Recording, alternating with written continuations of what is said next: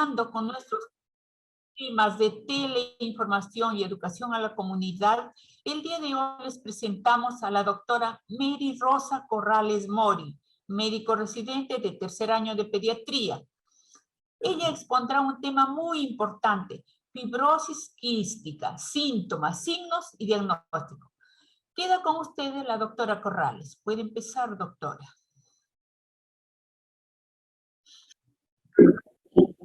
Ella expondrá un tema muy importante: fibrosis quística, síntomas, signos y diagnóstico. Buenos días con todos. El día de hoy vamos a hablar acerca de la fibrosis quística, sus síntomas, signos de alarma, diagnóstico. Bueno, me presento. Soy la doctora Mary Corrales Mori, soy residente del tercer año de pediatría del Hospital San Bartolomé.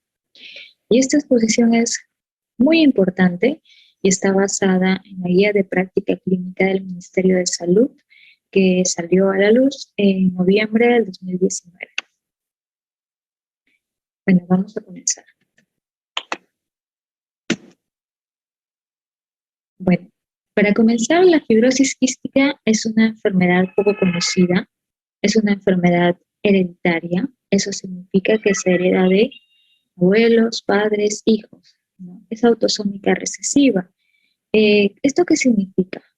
Que para que se produzca la enfermedad es necesario que tanto el papá como la mamá sean portadores de la enfermedad o portadores de la mutación del gen que codifica un daño de esta enfermedad. Entonces, el papá y mamá puede ser que sean asintomáticos, que no tengan ningún síntoma ni signo, pero sin embargo son portadores de la enfermedad. Y cuando papá y mamá se unen, hay cierta probabilidad de que los pequeños también hereden esta enfermedad. Pues como podemos observar acá, si papá y mamá se unen y tienen 4 pequeños hijos, de los cuales un 25%, o sea, uno, tiene la probabilidad de salir enfermo. O sea, no solamente heredar la enfermedad, sino también presentar signos y síntomas. Un 50%, o sea, serían 2 niños, de ser portadores de la enfermedad. Al igual que los padres, ¿no? El ser portador de la enfermedad significa que van a seguir, que pueden seguir heredándola, ¿no? Pero que no tienen signos ni síntomas. Y un 25%, que en este caso sería uno, un pequeño, sea completamente sano. Pero ¿qué pasaría si papá y mamá se unen y solo tienen un solo hijo? Este solo hijo tiene un 25% de probabilidad que salga enfermo con la fibrosis quística y con todos los signos y síntomas que vamos a mencionar.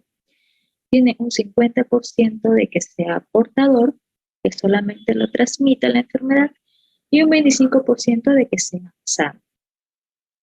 Ahora, esta enfermedad, como ya lo había mencionado, se va a caracterizar porque hay una mutación, ¿no? Hay un gen defectuoso. Y este gen defectuoso controla una proteína. Y esta proteína es muy importante en diferentes tipos de células, pero específicamente en las células llamadas epiteliales. Estas células epiteliales, que en sí van a estar defectuosas por este gen, van a causar daño en los siguientes órganos que se van a mencionar. Pulmón, con todas las enfermedades respiratorias que vamos a mencionar, páncreas, hígado, piel, vesícula biliar, el tracto digestivo y el aparato reproductor masculino.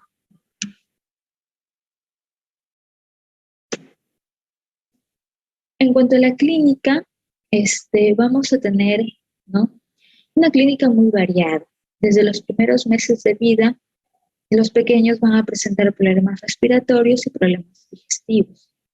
Dentro de los problemas respiratorios más comunes van a estar el pequeño, desde su nacimiento o desde que es un lactante, ¿no?, va a presentar respiración rápida, se agita demasiado, se cansa para tomar la leche, ¿no? Va a presentar tos, una tos que puede comenzar desde edades muy tempranas, que luego se va haciendo más crónica, ¿no?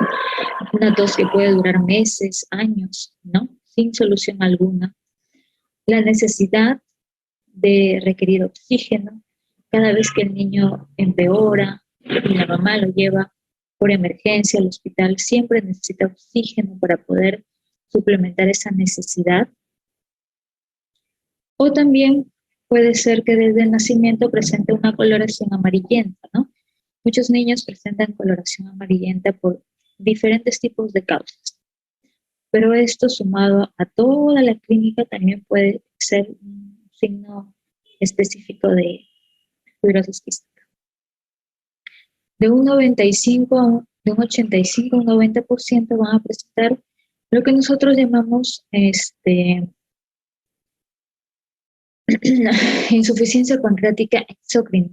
La insuficiencia pancreática significa que el páncreas, ¿no?, un órgano muy importante, no está funcionando adecuadamente. ¿Y esto qué va a ocasionar? Que el niño presente dificultad para absorber ciertos nutrientes para su desarrollo. Entonces el pequeño se va a encontrar con bajo de peso, desnutrido, con vómitos, con diarrea crónica, ¿no? Las deposiciones se vuelven blancas y hay un dolor abdominal. Como ya lo mencioné, en los síntomas respiratorios vamos a encontrar las sibilancias. Las sibilancias son unos ruidos tipo silbido, ¿no?, que se presenta cuando el niño respira. Y eso significa que sus bronquios están totalmente cerrados, colapsados, no pasa el aire. Va a haber tos. Como ya lo mencioné, la tos es una tos crónica, ¿no?, de meses. Fatiga, el niño se cansa para comer, se cansa para a realizar sus actividades diarias, ¿no? Fiebre, que rara vez se puede producir, pero sí está asociada. Respiración muy rápida, lo que nosotros llamamos atipnia, ¿no? De acuerdo a la edad, hay parámetros para medir lo que es la frecuencia respiratoria, pero en sí, la mami se puede dar cuenta porque nota que su niño hunde las costillas para respirar, ¿no? Está más cansado. Y bueno, y el aleteo nasal, que es cuando las alitas de la nariz, ¿no?, se expanden demasiado, ¿no?, porque el niño necesita un requerimiento de oxígeno. En cuanto a lo que son los síntomas digestivos, bueno, desde el nacimiento vamos a encontrar la ictericia, ¿no?, la coloración amarillenta, ¿no?, persistente, crónica, que no desaparece en meses. La distensión abdominal, ¿no?, la pancita del lactante, del recién nacido, está totalmente distendida. Y a veces esto también se asocia a la falta de realizar las deposiciones, ¿no? Es importante aquí recalcar que los recién nacidos, su primera deposición debe ser antes de las 48 horas de vida. Es una deposición oscura, lo que llamamos el mecón, ¿verdad? Si tenemos un recién nacido que está con distensión abdominal y sumado a eso no realiza esa deposición, podemos estar pensando no solamente en un proceso obstructivo, sino también en una probable fibrosis quística. Dolor abdominal persistente, crónico, ¿no?, la diarrea crónica, niños ya más grandes, ¿no?, deposiciones blancas y la desnutrición, ¿no?, que va a comenzar primero con una baja de peso y que posteriormente, bueno, el niño baja tanto de peso y no gana talla, que ya ingresa a una desnutrición crónica.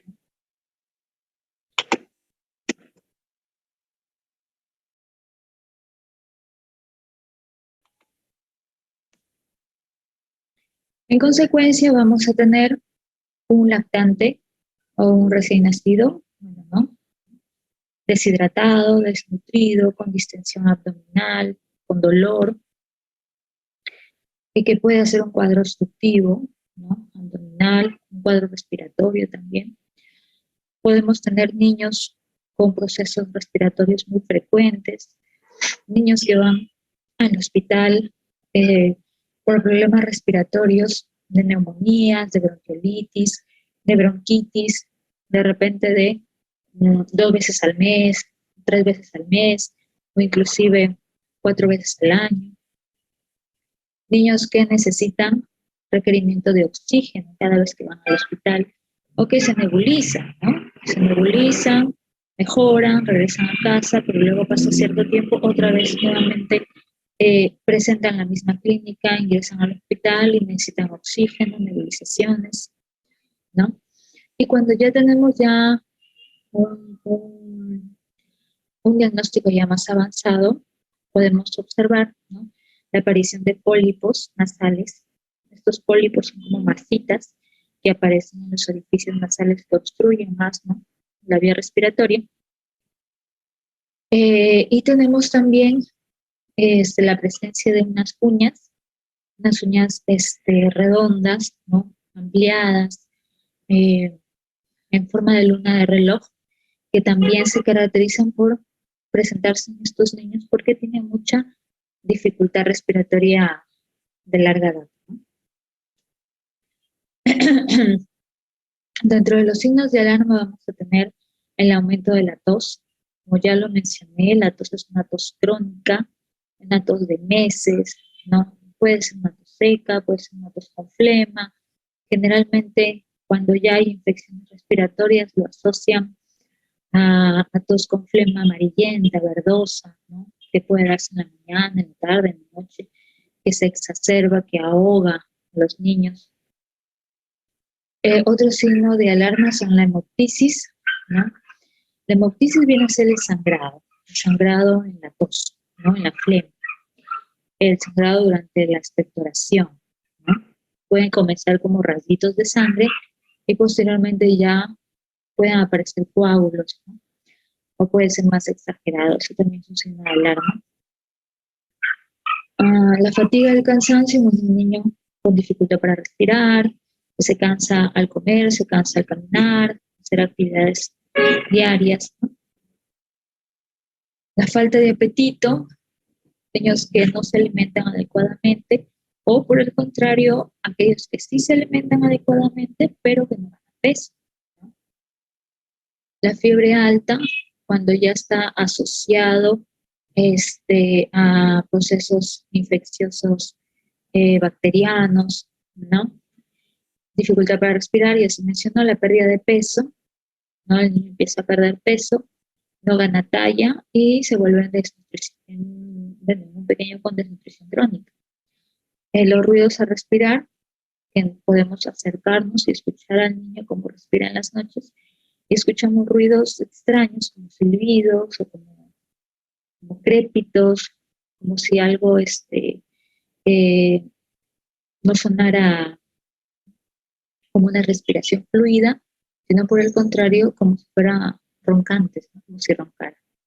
Y las desaturaciones, pues, ¿no? Sabemos utilizar un saturómetro, ¿no?, que ahora con la temporada del COVID todos hemos aprendido a utilizar saturómetros. Entonces, al colocar un oxímetro de pulso, vamos a poder cuantificar una saturación que puede estar por debajo de 90, ¿no? Y eso significa que el niño necesita más aporte de oxígeno, ¿no? Ahora, con todo esto, que ya lo hemos mencionado con la clínica, nos va a orientar a un diagnóstico, pero la clínica no es suficiente, es necesario hacer un diagnóstico creíble, probable, ¿no? Para hacer el diagnóstico necesitamos tener el indicio de la enfermedad pulmonar crónica, ¿no?, que lo catalogan como todos aquellos episodios de infecciones respiratorias que pueden ser bronquiolitis, bronquitis, neumonías, que se pueden dar durante el primero, segundo, tercer año de vida, ¿no? Sumado a eso están las alteraciones gastrointestinales o nutricionales, que se caracterizan por niños con dolor abdominal, diarrea crónica, bajo peso, desnutridos, ¿no? Bueno, la zoospermia es un detalle que generalmente aparece en los adolescentes, ¿no? O bueno, a veces ni siquiera no se puede diagnosticar de inmediato, ¿no? Eso más es para niños grandes, adolescentes, ¿no? que generalmente no producir espermatozoides, ¿no? Bueno, estos pequeños se vuelven infértiles. Otro punto importante es que si estoy sospechando, ¿no?, una fibrosis quística y tengo otro hijo con fibrosis quística, hay más probabilidad de que el hermano sea positivo, ¿no? O sea, tenga la enfermedad de la fibrosis quística. Y bueno, un tamizaje neonatal positivo, aquí es importante recalcar que cuando un bebé nace, es necesario que entre el segundo y el quinto día de vida se realice un tamizaje neonatal. El tamizaje neonatal es una prueba de sangre que se realiza en el talón del bebé para el diagnóstico de ciertas enfermedades raras, ¿no?, que no son comunes. Una de ellas es la fibrosis quística. Si este saliera positivo, ya me estaría orientando a un diagnóstico, ¿no? Si ahí queda la duda, se podría el recién nacido volver a sacar otra prueba de tamizaje neonatal después de los 15 días de vida. Para confirmar, es necesario realizar una prueba del sudor, lo vamos a explicar de aquí. Dice que el resultado positivo de una prueba de sudor en 2 ocasiones ya nos orienta a un diagnóstico, ¿no? Para poder diagnosticar si ya existen las mutaciones de este gen defectuoso, ya es un análisis de una secuencia de ADN, que eso también se puede realizar, ¿no? Y la diferencia de potencial nasal transepiteliar también es otro examen que también se puede realizar, ¿no? Entonces, para el diagnóstico, ¿cómo podemos llegar a un diagnóstico de fibrosis quística? Tenemos los síntomas y los signos que ya los habíamos mencionado, ¿no? A la cabeza van los respiratorios, luego están los digestivos y luego los nutricionales. La herencia, ¿no?, que viene a ser si el paciente o el paciente que se está sospechando de fibrosis quística tiene un hermano de fibrosis quística, no hay más probabilidad de que presentara la enfermedad. El tamizaje neonatal, que es importante realizarse al segundo o quinto día de vida, y si este sale positivo se puede repetir como para confirmación, ¿no?, antes de los 15 días, o de repente los papás quieren ser, digamos, un poco más certeros y ya no volver a repetir un tamizaje neonatal, sino de frente realizar un estudio molecular, ¿no?, una secuencia de genes para ya estar 100% seguros que hay un daño en ese gen específico, ¿no? La prueba del sudor, que tiene que ser positivo en 2 oportunidades. Esta prueba del sudor mide la concentración de cloro en el sudor, lo vamos a explicar después con una imagen. Bueno, el estudio molecular, que es mucho más certero, ¿no?, es un examen en sangre, y todo esto va sumando, pues, ¿no? Va sumando y vamos a llegar a un diagnóstico. Aquí, por ejemplo, tenemos en esta foto, tenemos el tamizaje neonatal que se realiza a los recién nacidos, ¿no? Esto es para el descarte de 5 enfermedades raras, una de ellas es la fibrosis quística, y es muy importante que se realice, ¿no? El test del sudor es un examen que se realiza generalmente cuando el niño es un poco más, bueno, cuando el lactante es un poco más grande. Se dice que se puede hacer a partir del segundo mes de vida, cuando el lactante ya gane un poco más de peso, ¿no? Es un examen, no es doloroso, solamente nada más mide la cantidad de sudor, así, ¿no? Por eso se llama su nombre, test de sudor, mide la cantidad de sudor en la piel mediante una estimulación eléctrica mínima que no causa molestia, no causa dolor, irritación, y que puede ser muy certera, pero se necesita por lo menos 2 pruebas para orientarnos al diagnóstico, ¿no?, al diagnóstico positivo. Otra forma también de diagnosticar es a través de las imágenes. Al inicio, bueno, vamos a tener una radiografía de tórax, que puede ser inclusive normal y eso no descarta el diagnóstico.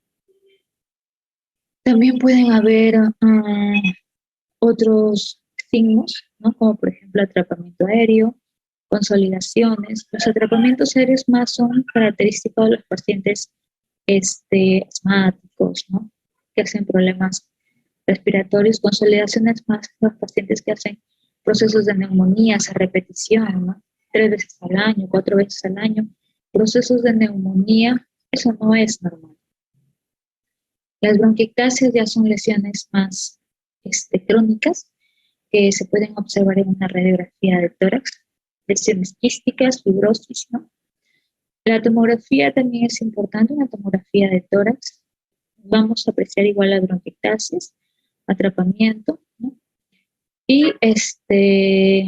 una vez que ya se ha hecho el diagnóstico, esta tomografía puede repetirse una vez al año, ¿no? Para ver cómo está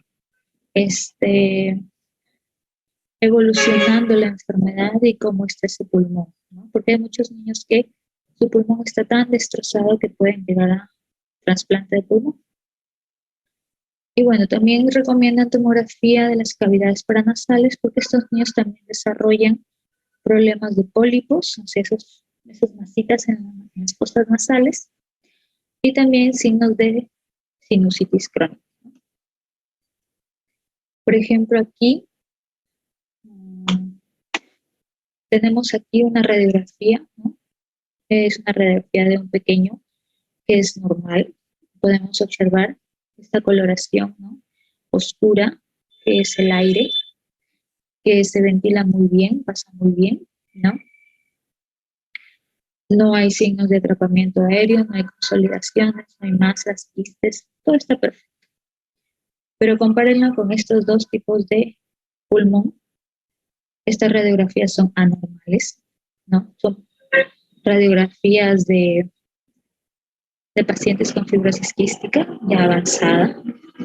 Miren cómo podemos observar aquí, ¿no?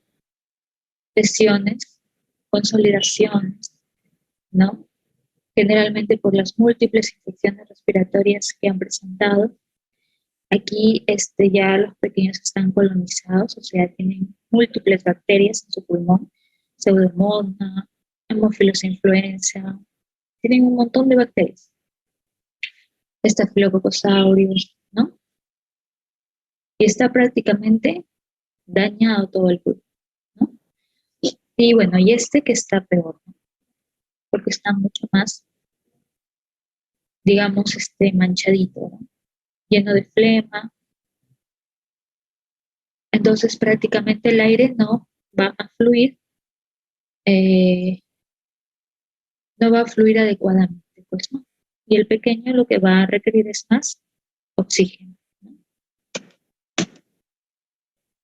Existen otros estudios complementarios que se deberían hacer ya a pacientes con diagnóstico positivo, ¿no? De fibrosis quística. La espirometría. La espirometría es un procedimiento, es un estudio donde hacen soplar al niño para ver la capacidad funcional de su pulmoncito, para ver cómo está.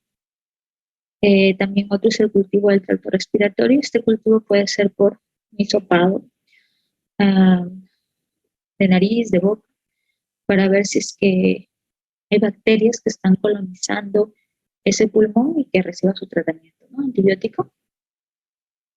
El estetocrito ácido es un examen de heces que va a medir la cantidad de grasas en las heces.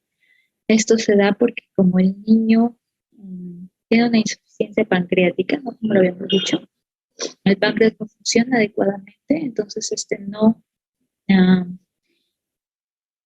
cumple su función de poder absorber ciertos alimentos, ¿no? Entonces hay una mala absorción, entonces todo prácticamente lo elimina por las heces y podemos hacer este examen, ¿no?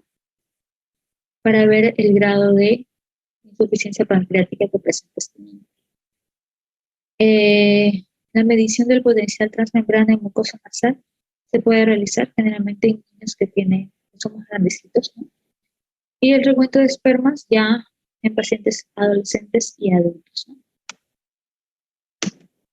En cuanto al manejo según nivel de complejidad, solamente para recalcar que El, el tratamiento y el manejo de estos pacientes es un tratamiento, es un manejo multidisciplinario, es un manejo en conjunto, no es un solo especialista. Si bien es cierto, eh, nosotros como pediatras somos los que podemos diagnosticar esta enfermedad, pero siempre vamos a ir de la mano con neumología, gastroenterología, nutrición, servicios sociales, o sea, las múltiples servicios, múltiples especialidades, ¿no?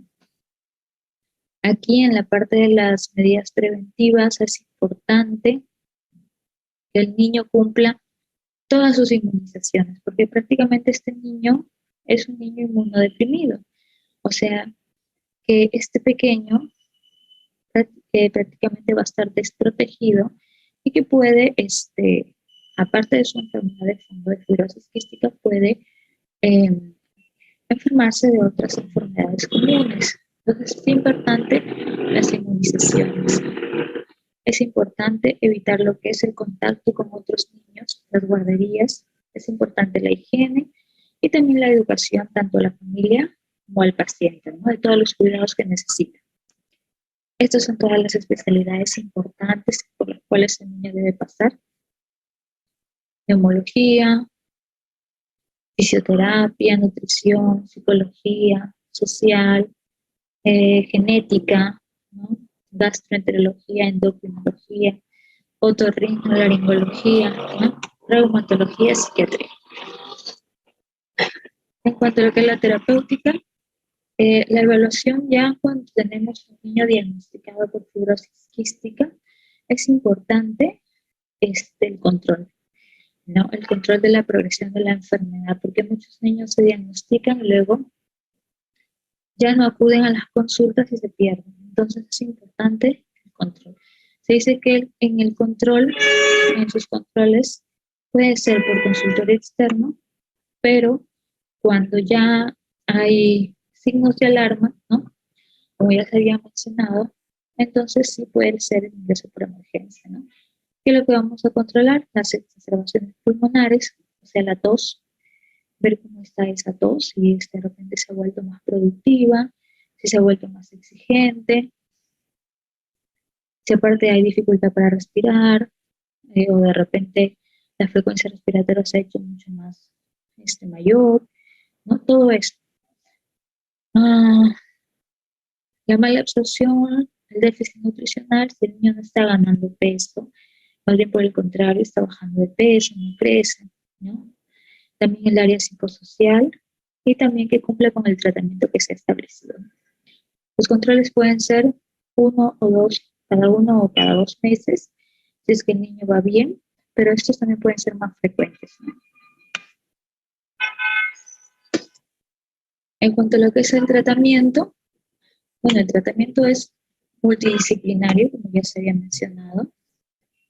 A la cabeza están los antibióticos, porque estos niños se infectan mucho, o sea, tienen muchos cuadros de neumonía, de bronquitis, de bronquiolitis, ¿no? Y necesitan ser tratados con antibióticos. Si si su ingreso es por consulta externa, ambulatoria, los medicamentos pueden ser vía oral, pero si ya el paciente está muy delicado, va a tener que ser ingresado, hospitalizado, y el tratamiento es endovenoso. El tratamiento mucolítico generalmente son las nebulizaciones, ¿no? Para ayudar a desprender esa flema para que pueda expulsarla. Aquí tenemos un medicamento muy bueno, tenemos la alfa-dornasa. En los hospitales de niveles altos se utilizan bastante las nebulizaciones con alfa-dornasa. El uso de los corticoides como antiinflamatorio también es importante. Tratar la insuficiencia pancreática, ¿no? Aquí utilizan lo que es la pancreatina. Mejora lo que es la desnutrición. Es importante la ganancia de peso. El niño tiene que ganar peso y tiene que alimentarse muy bien. La fisioterapia respiratoria con los especialistas de medicina física y rehabilitación, ¿no? Que son muy importantes. La oxigenoterapia. Hay muchos niños que llegan a los 8 o 9 años y que son dependientes de oxígeno, ¿no? Necesitan un balón de oxígeno en casa y cuando son hospitalizados necesitan también oxígeno, ¿no? Y bueno, y el tratamiento ya a largo plazo, cuando ya no hay otra solución, es el trasplante pulmonar, ¿no? Que eso ya viene a ser ya lo último, ¿no? El último paso. Okay.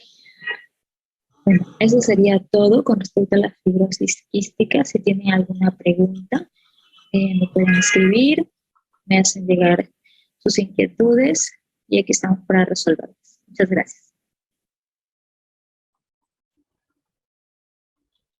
Bien, doctora. ¿Me escucha, doctora?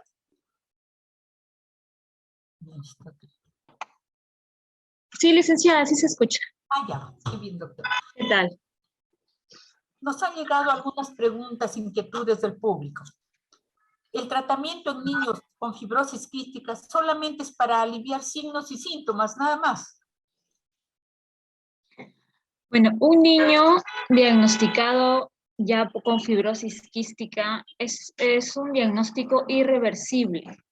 No hay un tratamiento definitivo. Lo que sí se recomienda a las familias, ¿no? En general es que siempre acudan a sus controles, que siempre hagan sus revaluaciones. Eso es muy importante, pero sí, el tratamiento es de mantenimiento. El daño pulmonar es irreversible. Ay, qué pena. ¿Por qué se presentan pólipos nasales en estos niños, doctora? Ya, la fibrosis quística se caracteriza porque hay un daño de un gen que daña unas células importantes, son células epiteliales que se van a encontrar en varias partes del cuerpo. Uno de ellos es el tracto respiratorio, ¿no? Entonces, estas lesiones también van a aparecer en conjunto con sinusitis crónica en niños, ¿no? Que generalmente son a partir de 4 o 5 años. Los pólipos nasales que no se van a observar en niños pequeños, pero sí en adolescentes, ¿no? Y que eso sumado a todo el cuadro respiratorio va a ocasionar más sensación de falta de aire, la obstrucción nasal, y que si se considera necesario sí se podrían extraer, ¿no? Bien, doctor, ¿cuál es la expectativa de vida de estos pacientes? Esa es una muy buena pregunta. En la norma técnica lo que nos habla es que aquí en Perú la expectativa de vida es muy variada, porque pueden llegar hasta la adolescencia, inclusive llegar hasta la juventud. Estamos hablando de un promedio de 18, 20 años. Sin embargo, en otros países, en Estados Unidos o en Europa, el promedio de vida es mucho mayor, inclusive podrían llegar hasta la edad adulta, ¿no? Pero eso no se ha estudiado así al 100%, tendría que hacerse mucho más estudios. Y también el tratamiento que se establece aquí en Perú no es el mismo tratamiento que se da en otros países. En otros países el tratamiento es mucho más avanzado, ¿no? Y lo ideal sería traer esos medicamentos aquí a Perú. Otra pregunta, doctor. ¿En el Perú están realizando trasplante de pulmón o hay algún convenio internacional para ayudar a este tipo de niños? Bueno, a lo que tengo entendido, sé que el único que tiene esas coordinaciones, todas esas conexiones, inclusive con otros países, es el Instituto de Salud del Niño de San Borja. Ahí es donde llegan todos los pequeños que necesitan un trasplante de pulmón. La lista es muy larga y lo que se espera es que no se llegue, que el niño no llegue a ese extremo, ¿no? Porque es difícil poder realizar ese procedimiento. Bien, doctora, gracias por la información. Por el chat nos ha llegado una pregunta. ¿Existe alguna medida preventiva para evitar presentar fibrosis quística? Preventiva, no. La fibrosis quística es una enfermedad hereditaria. Es una enfermedad hereditaria, es una enfermedad autosómica recesiva. Como ya se explicó, los papás tienen que ser portadores de este gen dañado y eso lo heredan a sus hijos. Entonces, poder saber si es que se hereda o no la enfermedad es casi imposible. Lo que sí se recomienda es que a todos los recién nacidos, ya sean en centros de salud, en hospitales, en el ministerio, en clínicas, siempre se realiza lo que es el tamizaje neonatal, ¿no? Para que se pueda hacer un diagnóstico precoz, porque eso ayuda bastante con el tratamiento. Muy bien, doctora. Ya no tenemos más preguntas por el chat ni por el interno. Pasamos a agradecerle, doctora, muy interesante el tema, la verdad que también de mucha sensibilidad, ¿no? Por el pronóstico de estos niños. Gracias, nos ha transmitido sus conocimientos y experiencia. Por favor, sus palabras finales en relación al tema, doctora.